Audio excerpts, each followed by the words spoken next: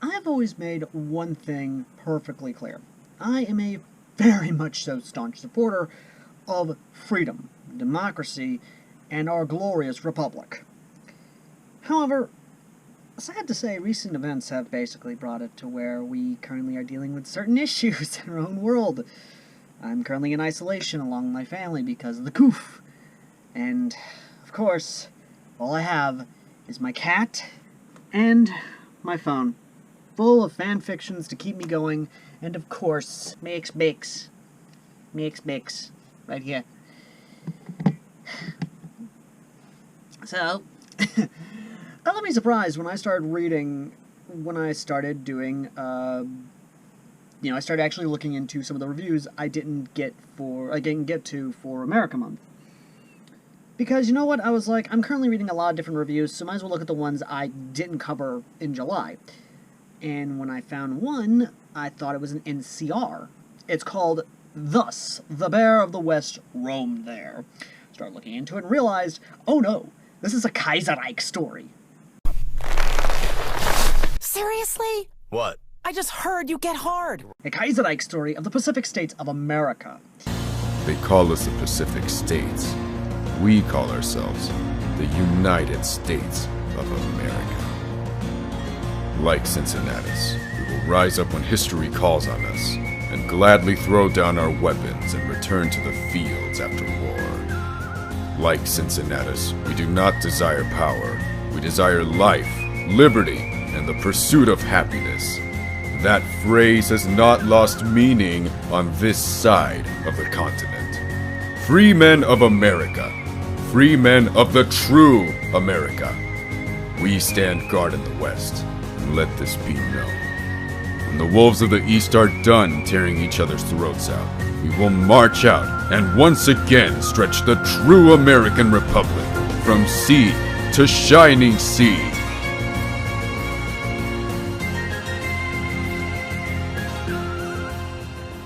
Just take all my money! Oh, not this soon! Not this soon! Which is basically the Kaiserreich version of the NCR. Stop! My penis can only get so erect. For those of you who do know, I am an NCR simp. I am a Republic simp. I absolutely goddamn love the NCR. I absolutely love the Republic. I love it, and while, yes, a lot of you will point out that the NCR is, of course, corrupt. It has imperialistic ambitions. That is the administration, not the citizens. A republic is ran by its elected leadership. As such, the citizens can elect out its leaders and replace it with a more peaceful, democratic. But when I saw this was Kaiserreich, and this was set in after the Civil War, after the Weltkrieg, not just one Weltkrieg, but 3 Weltkrieg. Holy shit. I'm not even joking on this. This story is actually really good. However, Wambag, of course, the author himself, and I am in the same server with him, so if you guys actually want to come talk to the guy, link down below in a pinned comment, as well as his story, which I highly recommend you go read this thing. Apparently is taking a good long-ass fucking while to update the damn thing, because he's always chasing after his fucking hat. Because apparently wearing a hat in fucking Boston, not just any hat, mind you, from what I've seen, it's a fucking Stetson, any most windy part of the damn state, always chasing after it is the reason why he's so goddamn slow to update his fucking stories. So, yes, Wambag, of course, is a Bostonin. From Boston. So, yeah, that does explain a little bit, and not from, of course, the old Boston. So, question of Fallout 4 fiction win? With Boston accurate descriptions and locations? 3 things you gotta know about the story. Number 1, it is set in 1953, and it is wholly drenched in that western flair of the 1950s. And I mean that glorious flair. It is so good. It's just Americana at its best. It is glorious. Number 2, it has its own soundtrack. Excuse me, the fuck did you just say? Yes, it has its own fucking soundtrack, which... Wombag has told me the reason that the soundtrack has not been published is because the son of a bitch is so goddamn busy. Bullshit! Bullshit! Because, ladies and gentlemen, by the end of these 5 chapters, I will have a playlist already created for this fiction. Because, again, this fiction does, in fact, have a playlist. It does have a soundtrack. And then finally, the third one. We're following our main character, who is named the most Chad fucking name ever, the most big dick energy name ever, the most Western known name ever. No, it is not John goddamn Wayne. It is Eastwood. I know what you're thinking. Did he fire 6 shots or only 5? Well, to tell you the truth, in all this excitement, I've kind of lost track myself. But Ian, this is a 44 Magnum, the most powerful handgun in the world, and would blow your head clean off. You've got to ask yourself one question. Do I feel lucky? Well, do you, punk? Oh, yes. Whether it's Clint Eastwood or not, I don't know. Whether this guy looks like Clint Eastwood, I don't know. What I do know, however, is that's Eastwood. You just got hard thinking it's Clint Eastwood instead of whoever this person is, and I know you did. Don't be ashamed. Clint Eastwood has that effect on people. He's like the manlier version of Chuck Norris. Excuse me, what? I just pissed off so many fucking Alaskans. And obviously Chuck Norris fans, but moving the fuck on. So the big thing about this story is that it is a gate story, yes. It is set in 1953, and it's set after 3 Weltkriegs, or 3 World Wars. And the allies of the PSA are not only, of course, the Japanese Empire, but also the Russians. And the cool part is that the description they use for the PSA, the Pacific States of America, is the bear. The sleeping bear.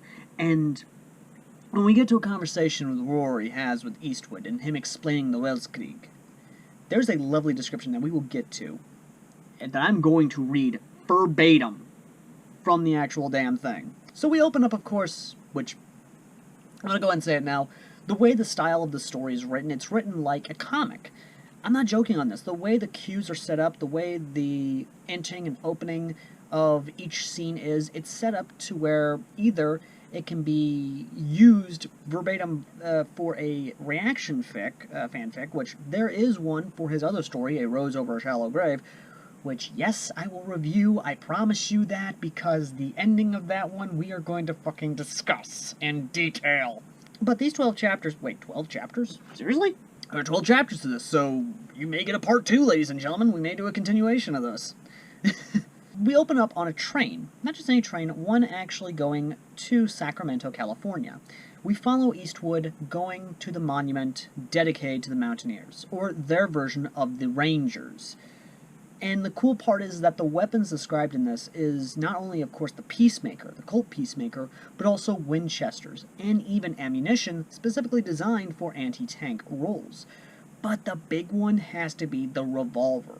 We have a Sequoia, and while yes, people will say, oh, it's the BFG revolver, that's made by Magnum Research, they can't have that yet.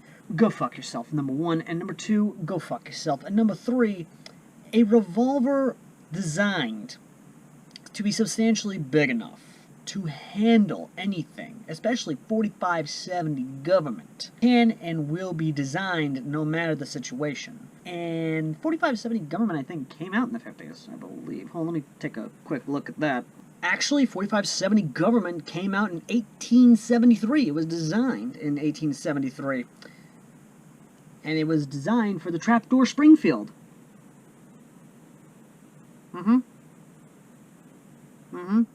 So yeah, no, it's completely plausible for them to have a 4570 government revolver. Now, aside, of course, from the obvious awesomeness of the Ranger Sequoia, the other weapons in this is wholly accurate to the time period, including the version of the M14, which is not the M14 as we know it. In reality, it's called the M2 Garand. Now, the author did state that basically this was the weapon he went with instead of the M14.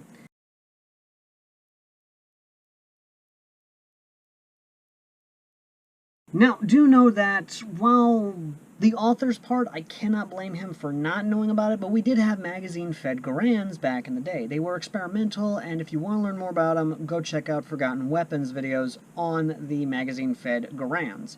They are legitimately interesting history and great firearms history. Something you legitimately should look into. But I am going to see them as the magazine-fed Garans, not chambered in, of course, 7.62 by 54 NATO or 308 Winchester, but in still the 30-06 caliber cartridge. Full power, all-American, fuck you. Now, aside from the technology and everything being of that time period, one thing I did absolutely love was that the build-up. The world building, because we not only get a history lesson of the PSA and its struggles against the rest of the world, trying to find peace finally after 3 world wars, but also the fact of we're following Eastwood as a character, we're following Eastwood as a person, and Eastwood is going to a monument which is surrounded by the California poppies. A beautiful flower, actually, and one legitimately, I'm sad, is in California at the moment, the current California. And of course, the flag of the PSA is something. Just you can go look up the PSA flag if you want in your own free time. I'm not going to keep cutting away to these damn things. The Ranger, and yes, I'm going to call him a Ranger, not a Mountaineer, because that's what they are. They're fucking Rangers, Sequoia and all. Goes to the monument and talks to his brother. He wishes he was with him. He lost his brother during the war, one of the many wars, and is scared because he's going to be a father. And this is a legitimate, real thing with anyone, especially soldiers. Soldiers are trained to kill. They're trained to be, essentially, to fight in war. And anyone who ever has talked with someone in the military who has found out that they're going to be a father or a mother, it scares the hell out of them, because they have to then kind of adapt that mindset, especially in this era, in the 50s. The 50s especially was a big time period because in 53, the Korean War had just ended. Like I said, just research it yourself. It's fascinating psychological research, especially the psychological development for soldiers, finding out they're going to be parents, essentially. But as he's walking away, of course, all hell breaks loose. The Empire attacks. We know how this goes, except oh, they pissed off the bear. And Eastwood sees that one of these bastards is going off to have his way with a very young girl, and does the cowboy thing. He murders them. And I mean this. We literally get to see a quick draw. We get to see a dead eye. We get to see the quick time event, the slow-mo, just. And here's the funny thing. They're attacking a Western-style society. Everyone's fucking armed. And I'm not joking on that. Literally, one of the big things is that everyone's armed and dressed up like cowboys. They're loving the nostalgia of the Old West, essentially. They got 6-shooters on their hips. They got rifles slung over their shoulders. They're going about their day just as much as they can. And when these assholes attacked, they did kill a few civilians, sure. But much like with anything, you attacked an armed society. An armed society is a polite society. So they immediately fight back. And immediately get their asses kicked. And Count Colt, who I'm going to call him, because I'm not going to try and pronounce the last goddamn name, survives, of course, and is with the other Count, who, sad to say, tries to do something very fucking stupid. You see, in this entire event, Eastwood and his Japanese friend, which, by the way, author, very would kindly like a translation for everything you fucking say. Thank you very much. I know you translate it technically, but still. Just. These two old men, essentially old veterans, kick ass, take names, especially one with a goddamn katana. With Eastwood doing his cowboy thing. And these morons decide to take hostages. Oh! Now you fucked up! Eastwood, of course, enters into his Deadeye format, or at least enters into his slow-mo ability, and with a quick hammer fire of his big iron, takes out 5 legionaries that were holding hostages.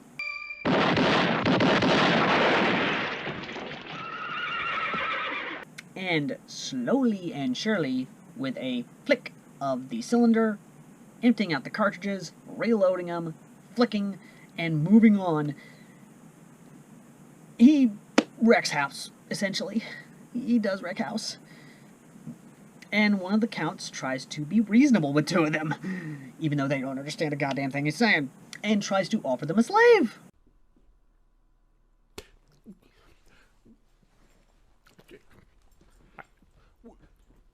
What the fuck? Yeah, what happens next is rightfully deserved, because slavery has been outlawed for centuries. Oh boy. The guy gets his ass stomped, and the girl, of course, is rescued. And they're rebuilding, essentially. They're trying to understand what the hell's been going on. And the girl, the little bunny warrior, of course, or warrior bunny, whichever one you want to go with, then meets Robert Kennedy. I have several questions. I'm sorry. I've got to recheck that. Let me just... Robert Kennedy.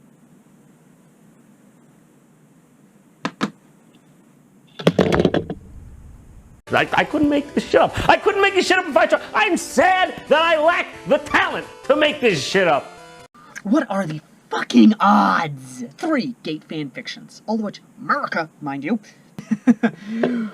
where the Kennedys survived. First, it was The Fight We Chose, from Francis. Looking good, Francis. JFK. Then it was Napalm Blues, Robert Kennedy. Now, this one, from One Bag.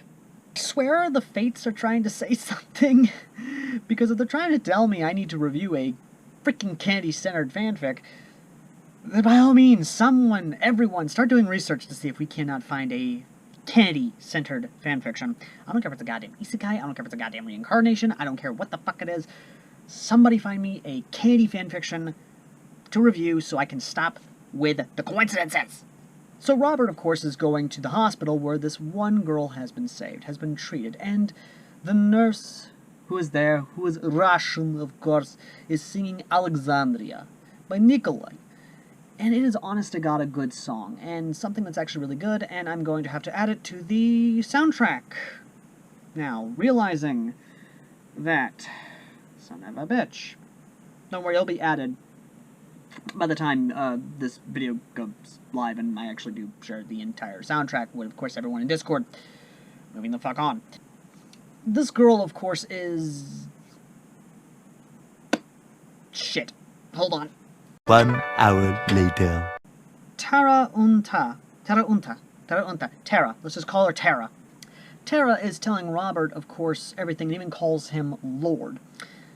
Which he corrects her. There are no kings. Everyone runs everything. This is a by the people, for the people. And she's shocked. She's legitimately shocked, but thanks him. And then at a hearing, 2 days later, mind you, she's brought to Washington, D.C., which in the PSA, Kaiserreich America, the Pacific States of America's America, is no longer the capital. That is Sacramento, California. And is basically used as a place, neutral ground, essentially, is a neutral ground where everyone can come and meet.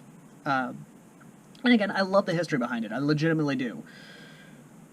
But her testimony, what she gives, makes everyone silent.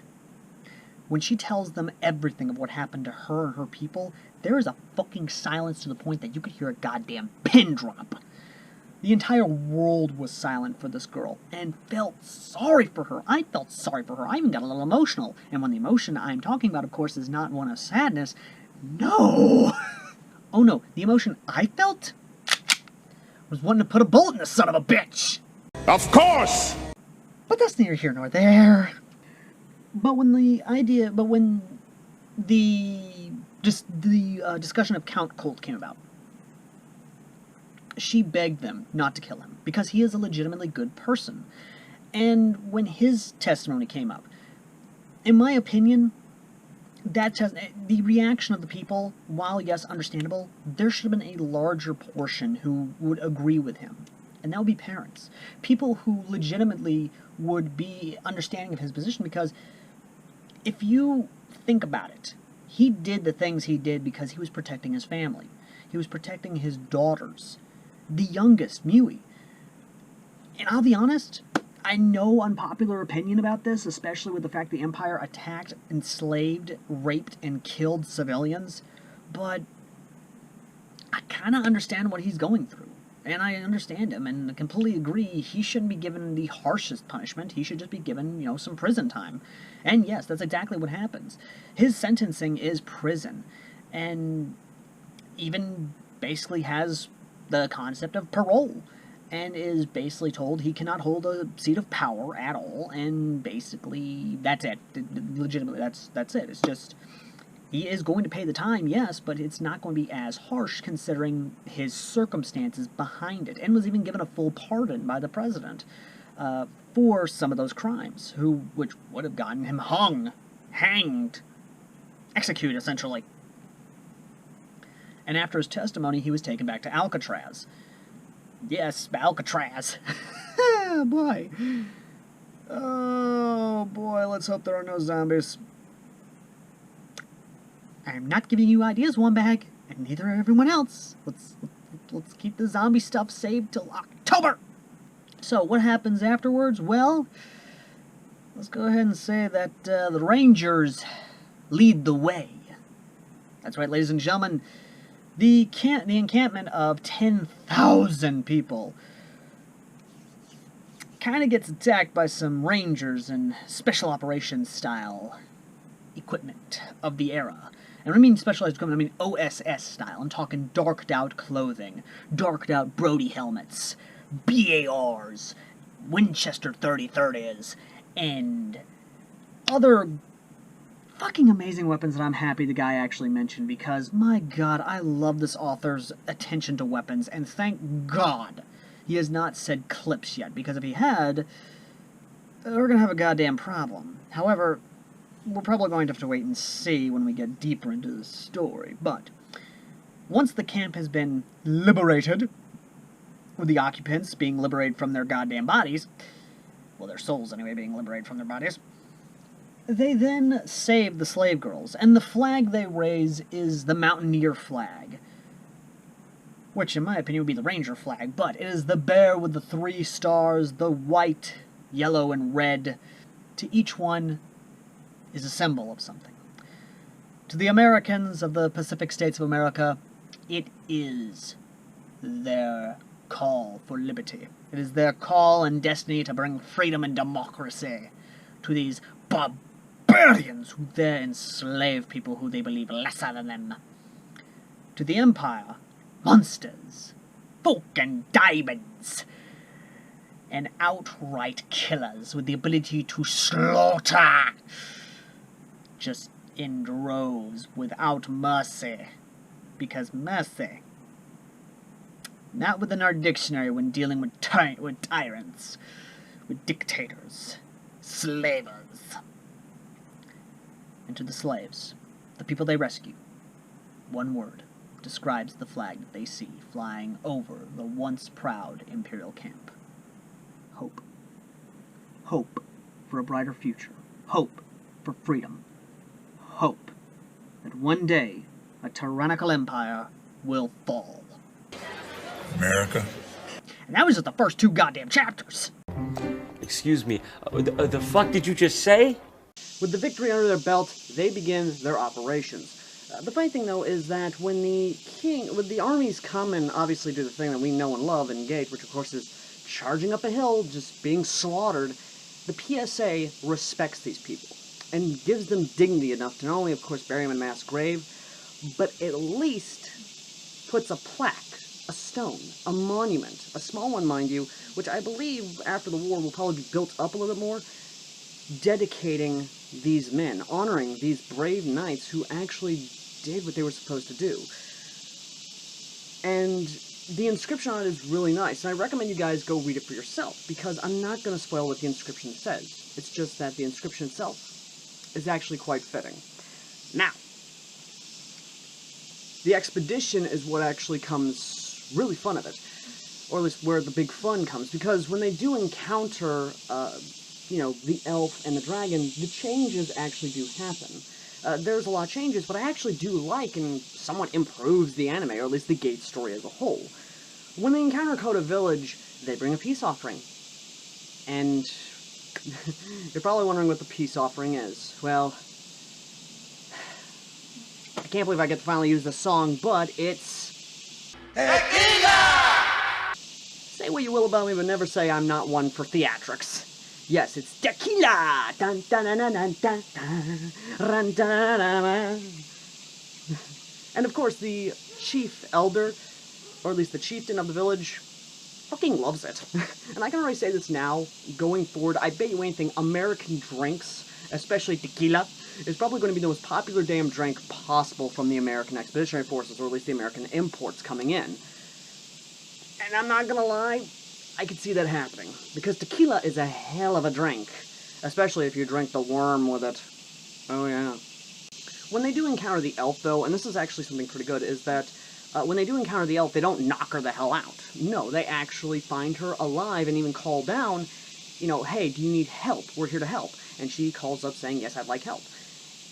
And once again, I love this because unlike her being knocked out, she actually does play a pivotal role in the story. And thinking about it, if she was not knocked out by the JSDF in the story and was actually fully awake and aware of what was going on, the interactions would have been better, in my opinion, and would have been a lot better, because with her knocked out, she doesn't really play any sort of role in the story. She doesn't back up their credibility, or really anything of that nature. But, I digress. They begin the evacuations, and of course, I need to make a correction that I said early on, because I thought the big iron that Eastwood had was a 45-70 government. No, it's actually 30-30. A 30-30 revolver. Yeah, I could see that. I could see that actually being made today. If it is made today, then I'll make a post-edit right here. Anyway, with that correction, I need to tell you that the scene where Layla tries to help out and is about to be stormed by a mad horse, Eastwood comes in and does his frickin' fan-hammering of being a cowboy and takes out the bastard.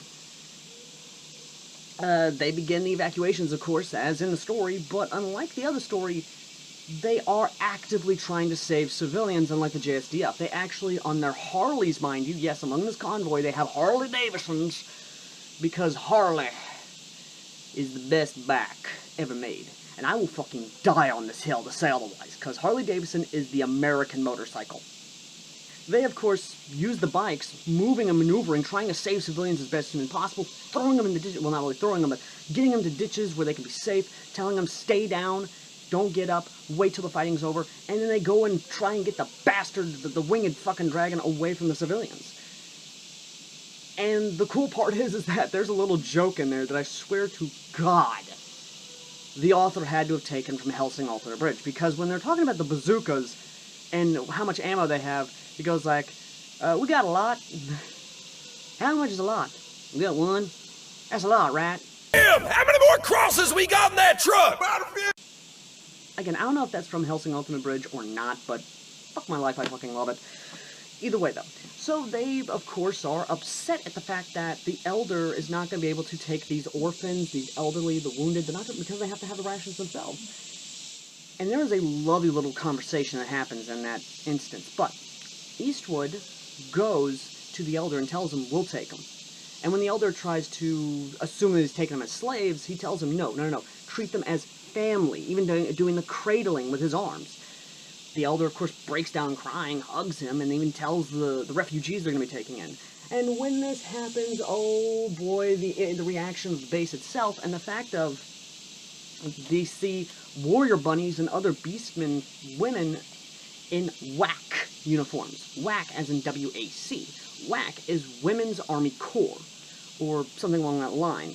Basically, at the time, and I know a lot of you are majorly going to raise up things that, when they're actually, why are there women among the mountaineers? Why are they so allowing of them to be combat roles? Because the WACs while yes, receiving some combat training, overall the WACs are logistical support. They are office workers. They are paper pushers. They help out with the logistical backbone of the military. Especially in the 1950s, especially in that time period before women were allowed large combat roles in our timeline. In this timeline, I can see where there are two types of women. Women who are combat roles and actually are combat-oriented and want combat abilities, and those who are sorted not because of their combat ability, while yes, being somewhat okay, but being more for the logistical support roles.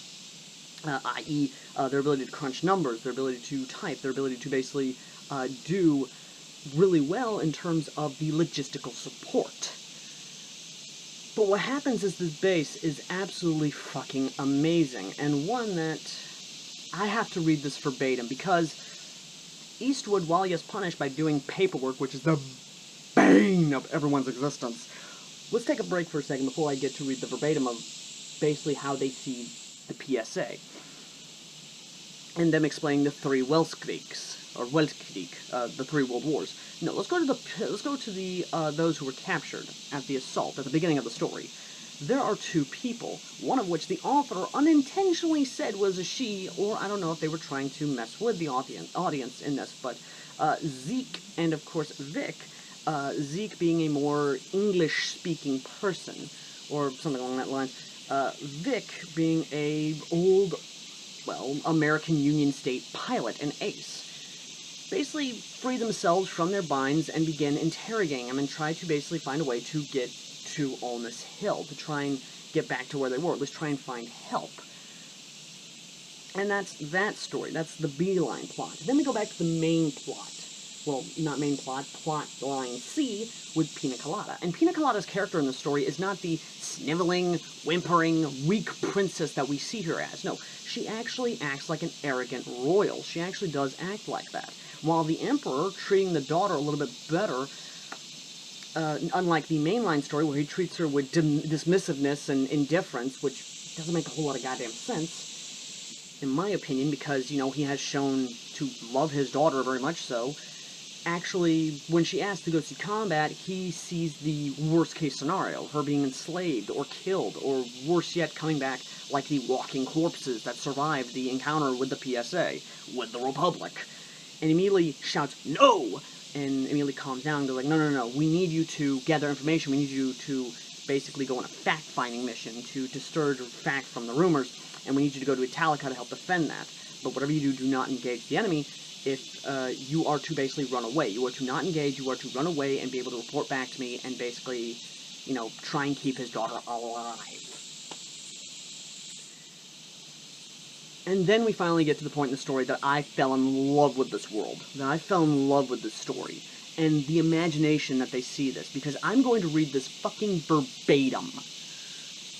But I need to be in the right position to do it. So, let's go find another spot and just set the atmosphere, shall we? Just do it! What I'm about to tell you is verbatim from this story.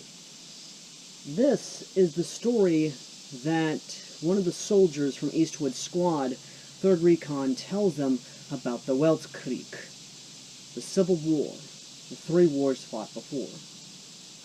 And this, if ever turned into a comic, or turned to promotional material, for this story, would be something I'd happily read on a daily fucking basis. Because the imagery and the iconography alone is enough to be absolutely amazing. And I do apologize for some of the stuff I do mess up in terms of the animals represented here, but it's really damn good. So, let's begin.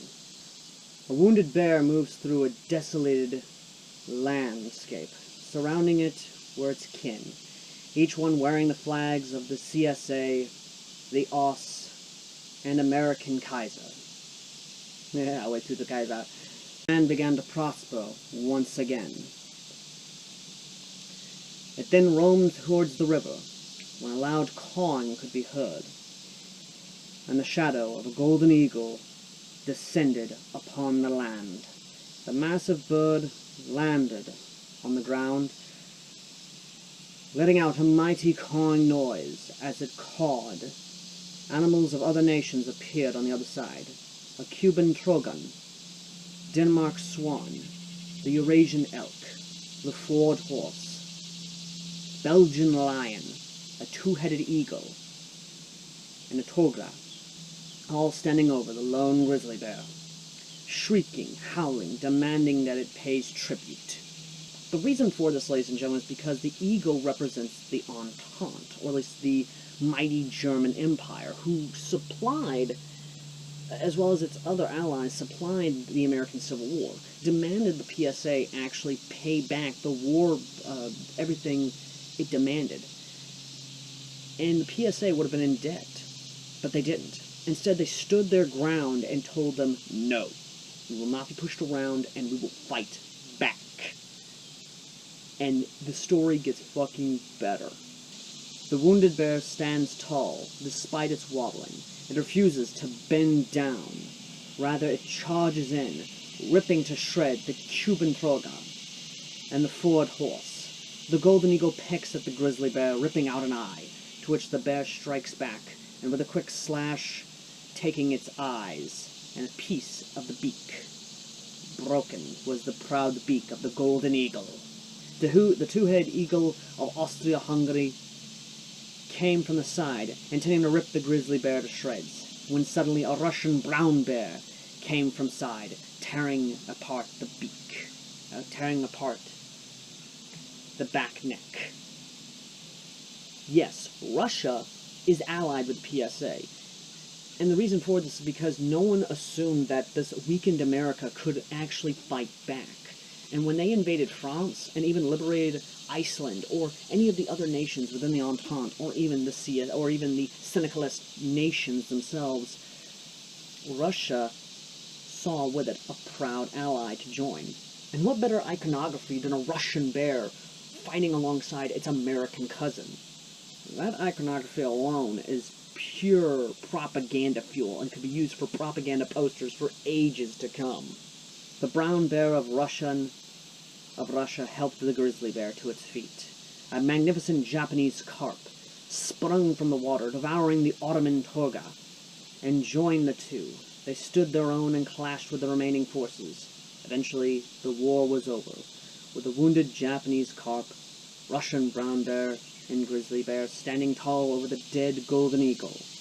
With the task done, the grizzly bear was about to walk to the river it had fought for, when it hears the sound of cubs crying out for it. Turning around, a purple serpent can be seen aggressively attacking grizzly cubs. The sight of this enraging the brown bear, who fled the River of Peace towards the Sandrian, the Imperial Dragon, of course. The Imperial Dragon, of course. Basically causing the bear, who only wanted peace for it and its cubs, who was tired of war, to only hear said cubs being wounded, being hurt, and the mama bear is not happy. And so, once again, going away from peace, went to war with the Empire, who had idiotically enough attacked the bear's cubs. Wake the fuck up, samurai. We have a city to burn.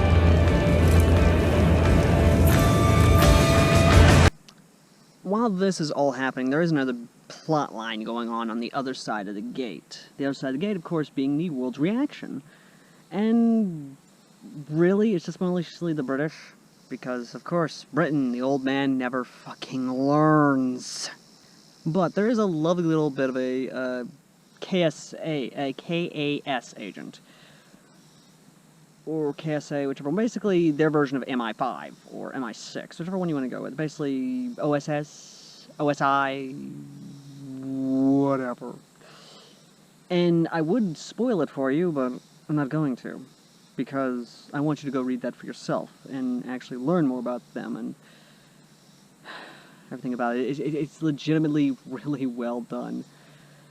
But moving on to Italica, the Italica arc, the Flight of the Valkyries. What happens there?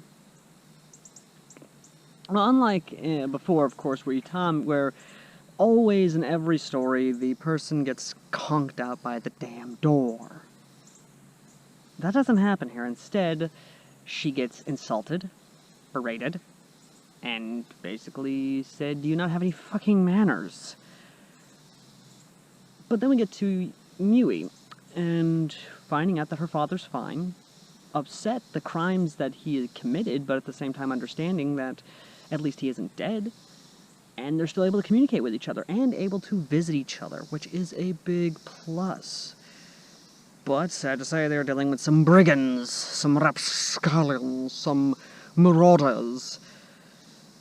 All around, some not very nice deplorables. So, yeah, this is how things go. But the big thing is that Princess Pina, of course, being the now arrogant bitch she is, plans to try and slit their throats. What? Are you out of your mind? That did not go well, I'm afraid, because she thinks that, you know, she actually has a chance over them. What a story, Mark. Oh, how wrong she is. For Eastwood and his big iron does what he does best. And, of course, literally, it's legitimately good. There's a cool conversation between him and Rory. There's a lot of cool stuff going on, a lot of cool world building as well between everything.